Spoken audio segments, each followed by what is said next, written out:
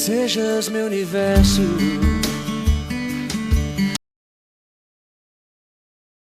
Vamos lá, irmãos. Então vamos iniciar. Lá vem a bomba, o novo quadro do 1 Samuel 7:12 Cash. Estamos com algumas perguntas que o chat separou ali com o auxílio da nossa irmã Stephanie, nossa irmã Aline. Separou ali perguntas simples, conflitantes, que eu vou responder segundo a luz da palavra. Não vou tecer uma opinião própria, mas vou explicar segundo a simplicidade da palavra, porque visão teológica tem mais de 40. Nós estamos acentuados numa cultura brasileira, sabemos que o termo do evangelho no Brasil, ele veio sim dos primórdios ali, dos europeus e tal, veio também ali dos norte-americanos, e sabemos também que, independente de linha teológica ou não, é um assunto que nos prende muito, porque as pessoas, elas misturam a parte religiosa com a parte de doutrina da igreja, mistura com a cultura, com o preconceito, mistura com mil e uma coisa. E a gente temos que tomar muito cuidado com isso, porque a gente temos que entender para onde que as nossas decisões talvez estão nos levando.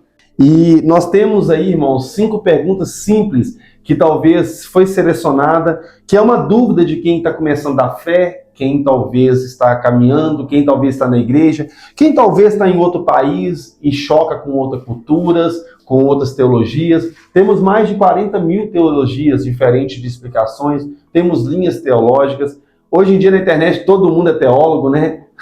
Tem os pregadores que nós admiramos, mas é muito fundamentados na igreja a qual que eles fazem parte ou pastoreia. Então, sem perca de tempo, vamos lá, porque hoje estamos no chat aí nos auxiliando, uma das patrocinadoras, a Aline Félix, e outra patrocinadora, DG Cakes, que é a Stephanie. Amém? Vamos lá então. Primeira pergunta do chat. Boa noite, pastor. Primeira pergunta: um cristão pode beber bebida alcoólica? Até que ponto a liberdade cristã permite isso? Meu Deus, isso aí é uma bomba. É uma coisa simples que a Bíblia nos dá respaldo. Tem pessoas que usam o texto para dar legalidade, tem pessoas que distorcem o texto para não dar da legalidade. Tem igrejas que autorizam, tem igreja que não autoriza. Eu não estou aqui para chocar a doutrina da sua igreja, eu não estou aqui para chocar a sua percepção, mas estou aqui para te dar um conselho diante da palavra de Deus. Amém? Então, agradeço pela pergunta, a escrita do chat e do canal, né? E tem um texto que é muito usado para falar de bebida. Tem pessoas que usam João 2 para falar das transformações de vinhos. Eu não vou entrar culturalmente sobre isso, mas vamos lá. Em Éfeso, no carta de Paulo aos Efésios, capítulo 5, verso 18, está escrito: não embriaguei-vos com vinho, a qual há contenda, mas enchei-vos do Espírito Santo. Vamos ficar com a parte A? Não embriaguei-vos com vinho que há a contenda. Sabe o que eu não posso falar com vocês que a Bíblia condena diretamente a bebida alcoólica. Eu não posso falar isso com vocês, que eu não vou desrespeitar a palavra de Deus. Mas ela não condena de forma clara, ela condena de forma clara a embriaguez. Amém? O texto é claro. Não vou testar a sua paciência e doutrinar você de acordo com o que o texto fala. Mas um conselho que eu queria te dar: se dentro do conselho do apóstolo Paulo, não embriaguei-vos com vinho que há contenda, talvez ele estava até falando acerca ali da cultura. Seja sincero, a cultura brasileira, a gente temos flexibilidade de aceitar um cristão, ou como você denomina, um crente, você passar na frente do bar e estar com a Bíblia lá e tomando uma cerveja para relaxar? Vamos falar rasgado? Não estou agredindo ninguém? Nós somos uma cultura preconceituosa, gente. E eu vou ser sincero, a gente não tem leis que regem isso, então a gente não temos controle, talvez até mesmo das nossas opiniões. O país que mais adoece psicologicamente é o Brasil, gente. Um dos países que mais adoece, que mais tem problema com a parte psicótica. Então, um conselho meu para você: será que você fica numa dose? Será que você fica em 2? Será que você fica em 3? Detalhe: se antes de você conhecer a Cristo, a bebida era o hábito seu? Porque, mas eu fui lá nos Estados Unidos, fui na Europa e lá as igrejas bebem. Gente, lembra da nossa cultura. Então, automaticamente, a Bíblia não te dá a legalidade para beber e para não beber. Não é verdade? Tem um texto que até fala que o apóstolo Paulo aconselha o Timóteo a tomar um cálice de vinho por causa de um problema no estômago. Não vamos ignorar isso. Mas um conselho meu, uma reflexão. A escrita foi muito feliz em falar que a segunda parte, como é que ela falou? Até que ponto a liberdade cristã permite isso? E aí há um problema. Em Gálatas, capítulo 5, fala: Cristo te chamou para a liberdade, da libertação, para que não fique debaixo de julgo algum. Até que ponto a liberdade cristã permite isso? Porque as pessoas costumam procurar dentro da Bíblia, dentro da sua vontade, um respaldo bíblico. Mas a Bíblia está escrito lá em 1 Coríntios, no capítulo 6, no verso 12, dessa forma: tudo é lícito, mas nem tudo convém. Então, gente, vou ser sincero com você, não tem nenhum texto que te aprova beber e nenhum texto que te desaprova beber. Mas vou ser sincero com você mesmo, eu aconselho que você não beba. Porque, para a gente ir para a segunda pergunta, só uma reflexão. Você acha que o cristão foi chamado para quê? Porque em Gálatas fala também sobre os frutos do Espírito, fala sobre o domínio próprio. A bebida, ela consegue tirar o domínio próprio de alguém? Sim ou não? Faça uma reflexão. Então, você já abre mão de colher um fruto do Espírito aí. É um conselho meu. Segunda coisa, o testemunho pesa mais do que o direito pessoal? Pesa. Porque nós estamos aqui para ser instrumento de Cristo. E se isso não vai glorificar, eu não possa glorificar a Deus ou até mesmo perder o controle, um conselho meu, e agora é uma bomba para vocês, vai para a segunda pergunta. Não beba. Toma o seu suco, toma o seu refrigerante. Zero, né? Para ser sincero, não é tão bom, mas é melhor. E tenha lucidez e glorifica a Deus com a sua família. Mas se você bebe, se você tem controle por isso também, não estou aqui para te julgar, tá bom? Mas, conselho meu, não embriagueis com vinho que há a contenda. Vamos lá para a segunda pergunta. Um cristão pode fazer tatuagem? Nossa. Tatuagem é pecado ou questão cultural? Vocês estão querendo bombardear mesmo, né? Então vamos lá, gente. Muitas pessoas fazem essa pergunta para mim e foi uma dúvida que eu tive quando eu converti. Porque eu tenho tatuagem, eu tenho 2 tatuagens e bem mal feita para sinal, viu? Mas vamos lá.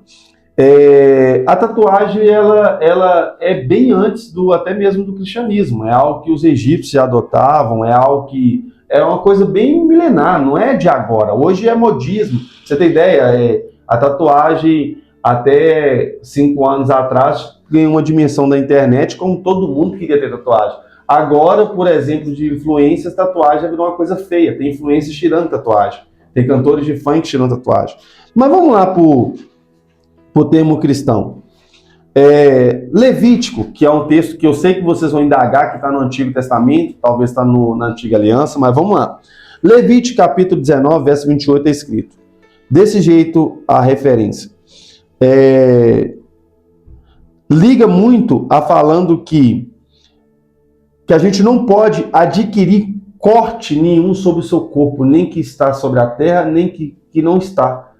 E aí tem pessoas que talvez vai virar e falar assim, mas isso aí era uma prática pagã, por isso que estava separando e tal. Mas a Bíblia lá em 1 Coríntios, no capítulo 6, está escrito também que não sabeis que o vosso corpo é templo do Espírito Santo de Deus, que você não é dono dele. Porque a Bíblia fala que até os fios do seu cabelo foram contados. Então, tem uma tradução que até fala, será que você pode pegar o templo de Deus e fazer o que você bem entende? Vamos lá para outra base. Samuel, capítulo 1, verso 16, 7.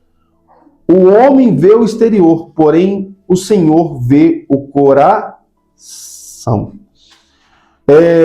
Quando a gente entende que eu devo fazer uma tatuagem, um versículo bíblico, que eu quero isso, eu quero aquilo, qual a intenção do seu coração? Porque tem pessoas que vão entrar na pauta, mas isso é salvífico, isso não é... Gente, eu vou ser sincero com você, Muitas coisas que foi implantadas na igreja não tem nada relacionado com salvação. Salvação não está na pauta do que o homem acha, é dom de Deus, para que ninguém acha que é merecedor dela. É por Deus, não é por nós. Entendeu? É um conselho, é uma pergunta, não é? Então vamos lá, vou fazer umas reflexões com vocês. Qual a motivação da tatuagem? Sabia que muitas pessoas, quando vai fazer sacrifícios, elas marcam o seu corpo por uma motivação de um trauma, alguma coisa que aconteceu? Segunda pergunta, isso realmente que você está fazendo vai glorificar o nome de Deus? Porque Deus não precisa de nada que te vê por fora para entender o que você está por dentro. Terceira pergunta, isso afeta o meu testemunho ou o meu ministério? Você tem que também olhar isso aí também. Então a gente tem que ter um ponto de equilíbrio. Não é a tinta na pele que vai contaminar a sua vida, mas a intenção do seu coração. Porque, vou ser sincero com você, quase toda tatuagem, que ninguém faz tatuagem para ficar escondido, quase toda tatuagem que você faz é para mostrar. A gente tem que tomar cuidado com a idolatria. Visita lá o texto de Apocalipse, fala sobre idolatria. Salmos 115 fala sobre idolatria. Mas isso não tem nada a ver, pastor. A tatuagem pode ser, sim, um bezerro de ouro na vida de muita gente. Não vamos ignorar isso. Ah, mas a Bíblia não me fala que eu não devo fazer tatuagem. Beleza, então vai uma bomba para você. Então me mostra um texto que a Bíblia manda você fazer. Porque a Bíblia fala que é comais, que é bebais, fazer tudo para a glória de Deus. Então, se você me fala, a Bíblia não me manda fazer tatuagem, mas tem algum texto que a Bíblia também está mandando você fazer? Então a gente tem que ter um equilíbrio. Porque a Bíblia fala que a vontade de Deus é perfeita e agradável. Então, é um conselho meu. Não mistura isso com salvação. Eu não sou Jesus para morrer na cruz para ninguém. Não sou Jesus para lançar ninguém no lago de fogo. Não sou. Não mistura isso com salvação. Não é eu que escrevi o seu nome no livro da vida. Não é eu que sacrifiquei por você. Mas vou ser sincero com você, um conselho meu, tatuagem não glorifica o nome de Deus. Tatuagem vai glorificar talvez sua vaidade, seu ego, sua vontade. Mas eu vou falar com você, não estou te condenando você que tem, não estou te condenando você que vai fazer, não estou condenando que você tem que fazer, mas lê lá 1 Coríntios capítulo 6, e se você ler com consciência no Espírito, qual a necessidade? Mas então, fica o meu conselho para esse escrito, não faça tatuagem, é um conselho meu, porque no futuro talvez você vai se arrepender, eu tenho quase certeza, você vai se arrepender, o que hoje é para você estética, amanhã talvez não vai ter sentido mais, mas pastor, eu fiz tatuagem. Atos dos Apóstolos, capítulo 7. No passado, Deus não leva em conta o seu tempo de ignorância. Se eu constranger alguém, me perdoa. Mas um conselho meu, não tem respaldo bíblico para você fazer e não tem respaldo bíblico também que você não deva fazer. Mas tem linhas bíblicas que mostram que isso não vai glorificar a Deus. Vamos lá para a terceira pergunta? Meu testemunho pessoal influencia no meu ministério? Pode perguntar.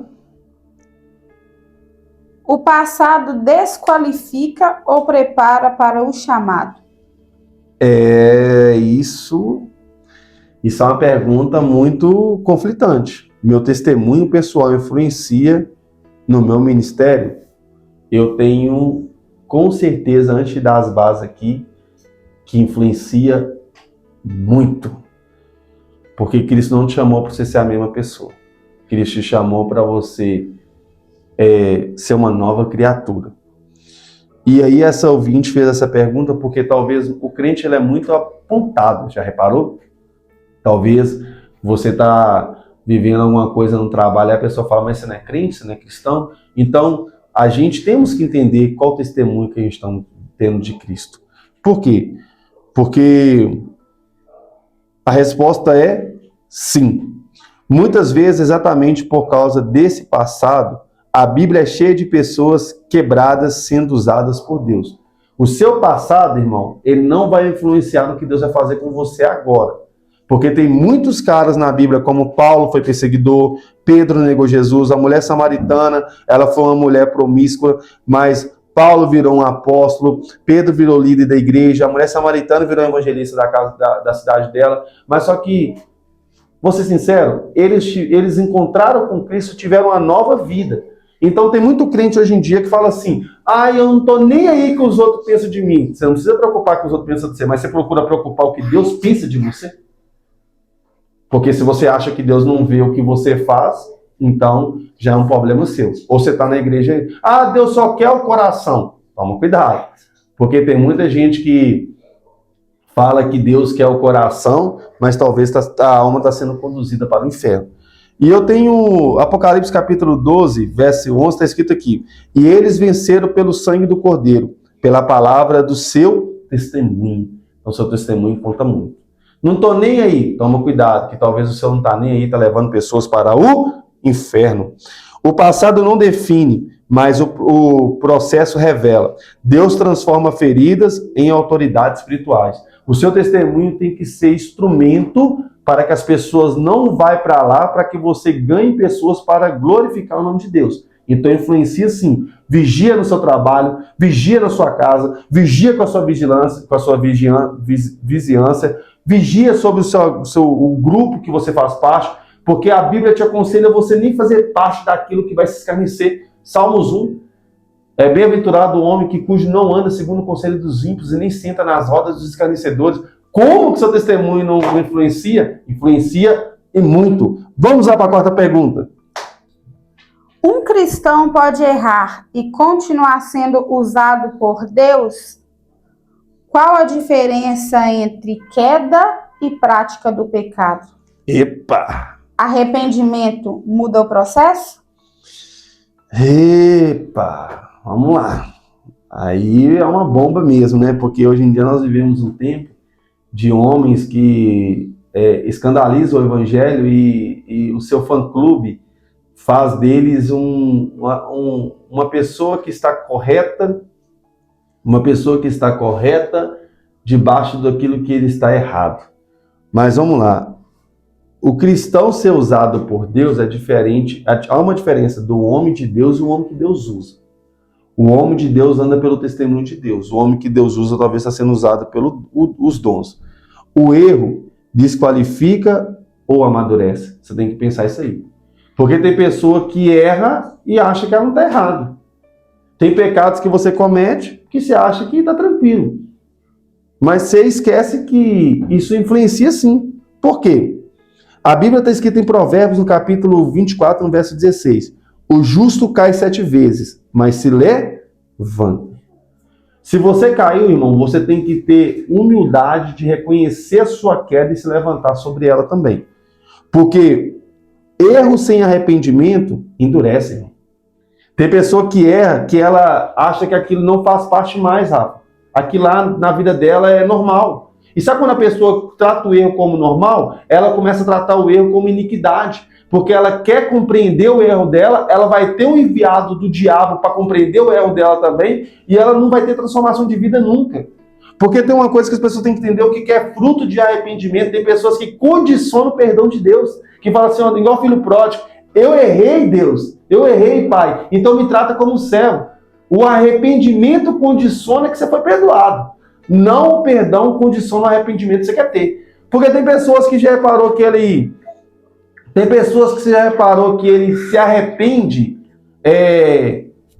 com pedágios? O que é o crente que se arrepende com pedágio? Não, eu errei, eu estou arrependido, mas também eu errei porque tal pessoa fez isso, porque tal pessoa... Não é arrependimento.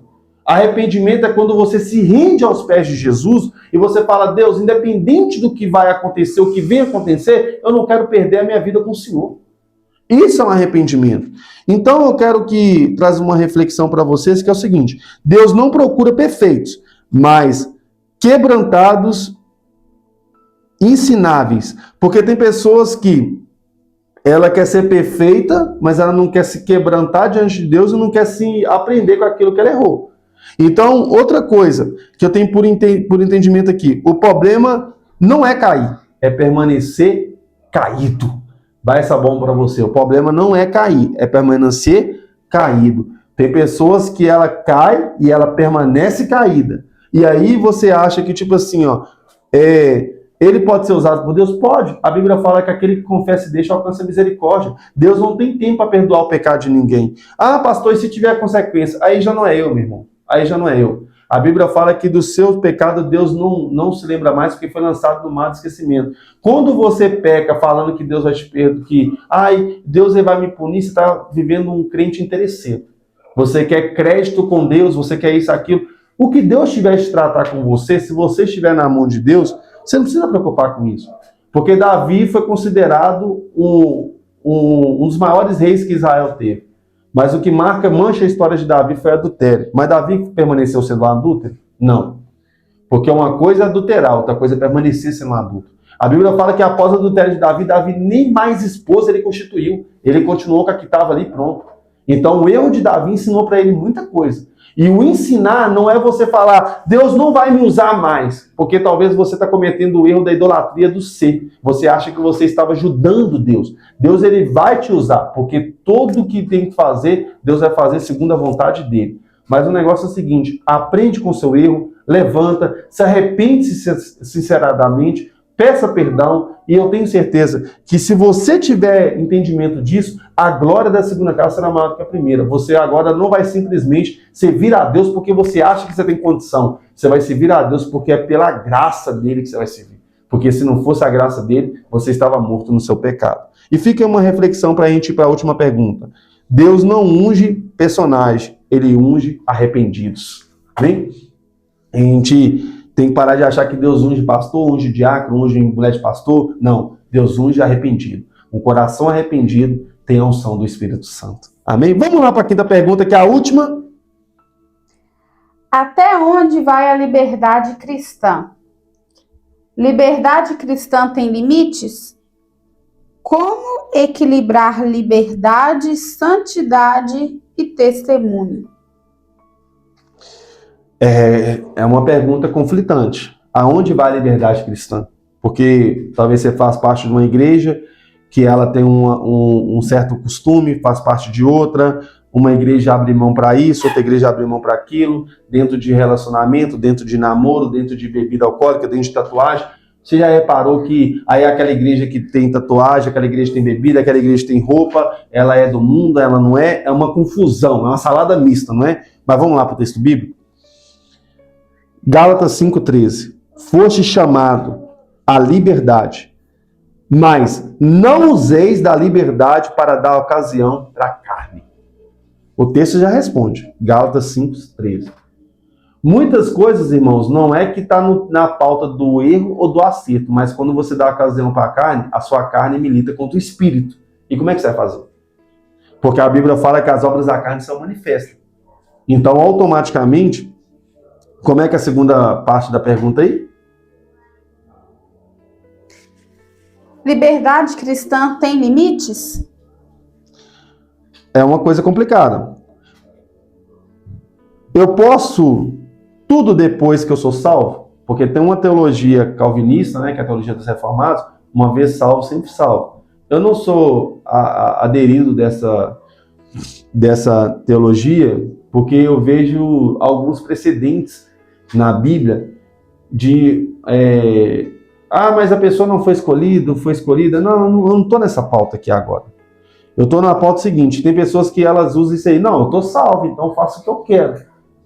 Mas da onde que a Bíblia fala assim, aquele que quiser me seguir, negue-se a si mesmo, toma sua cruz e siga. Então como é que você faz o que você quer? Como é que você faz o que você quer, sendo que a Bíblia fala que a vontade de Deus que é perfeita e agradável? Como é que você faz o que você quer, sendo que a Bíblia fala, já não vivo mais eu, mas Cristo vive em mim? Como é que você faz o que você quer, sendo que a Bíblia fala, morrer para mim é lucro, viver para mim é Cristo? Como que você faz o que você quer, sendo que a Bíblia fala, muitas das vezes, até para o povo de Israel, 365 nãos? Como que você faz o que você quer, que a própria Bíblia fala assim, ó, não pode fazer isso, não deve fazer isso? Então, não é nós. Paulo fala um texto clássico da Bíblia que os pregadores falam. Já estou crucificado com Cristo, já não vivo mais eu, mas Cristo vive em mim. Então, como é que você faz isso aqui? Eu vou ser sincero. Talvez você é um simpatizante da fé, mas quando você tem uma convenção com Cristo, você não faz o que você quer, irmão. Porque tudo que você pensa assim, será que isso vai desagradar a Deus? Eu não estou falando de você ficar bitolado, não estou falando de você achar que, nossa, ser cristão é um mistério, eu tenho que estar limpo. Não, é pela graça de Deus. Amém? O amor, a graça e a comunhão. É isso. Amém? Mas respondendo, o que pode dizer que é pecado ou não é? A liberdade cristã, irmãos, ela não é uma licença para o pecado. A liberdade cristã é para que você entenda que você pode pecar, mas você não quer pecar por amor a Deus. Porque quando você pode e você não quer, você escolhe o que você pode fazer. Mas vou ser sincero, a pessoa que está no mundo, escrava do pecado, ela pode dizer que ela não quer pecar? Se ela está na prostituição? Ela não tem opção. A pessoa que é alcoólatra, ela pode dizer que não vai beber? Ela já é escrava. A pessoa que é viciada em droga, é para falar que não vai usar droga? Ela já é escrava. E aí, quando a gente se torna servo de Cristo, a gente pode considerar que a gente a gente tem algumas pessoas que falam, você é escravo de Cristo, então, né? Não, um dia vai ter uma pergunta, a pessoa falou comigo assim, aqui, ser crente é chato, porque não pode beber, não pode fumar. Eu falei, quem te falou que eu não posso? A pessoa, você pode? Eu falei, posso, mas eu não quero. Eu tenho escolha de não querer por amor a alguém. E você? Aí a pessoa ficou calada. E aí eu fecho. Liberdade sem responsabilidade vira tropeço. Amor de Deus, mais amor a Deus, mais amor ao próximo, gera limites saudáveis. É igual a limites saudáveis. Então, no nome do Senhor Jesus Cristo, não deixe a sua liberdade dar ocasião para a carne. Então, respondendo a pergunta, até onde vai a liberdade cristã? Até onde Cristo está na frente. Porque se Cristo não estiver na frente, vou ser sincero, você vai se afundar nos seus pecados. Muito obrigado, chat. Muito obrigado o apoio de todos hoje aqui. Mande perguntas lá também. Uma vez por mês nós vamos estar, lá vem a bomba, vai vir outros assuntos aí, vai vir assuntos do tempo, vai vir assuntos políticos também. Nada que vai te influenciar um lado ou um outro, mas a ciência do que realmente está acontecendo. E aqui eu fico um agradecimento e um fechamento final de uma mensagem para vocês. O cristianismo não é sobre regras que aprisiona, mas é sobre a transformação que liberta. Essa liberdade não gera você fazer o que você quer, gera responsabilidade e maturidade no testemunho de alguém que morreu por você, que é Jesus Cristo de Nazaré. Amém? Então, muito obrigado por tudo. Vamos fechar nossos olhos. Nesse momento, eu vou fazer uma oração para abençoar a sua vida. Não sei qual horário que você está tendo acesso a esse vídeo, mas eu acredito que de alguma forma Deus vai falar contigo. Senhor, meu Deus, eterno Pai, muito obrigado por tudo. Abençoe as pessoas que agora estão nos vendo, nos ouvindo.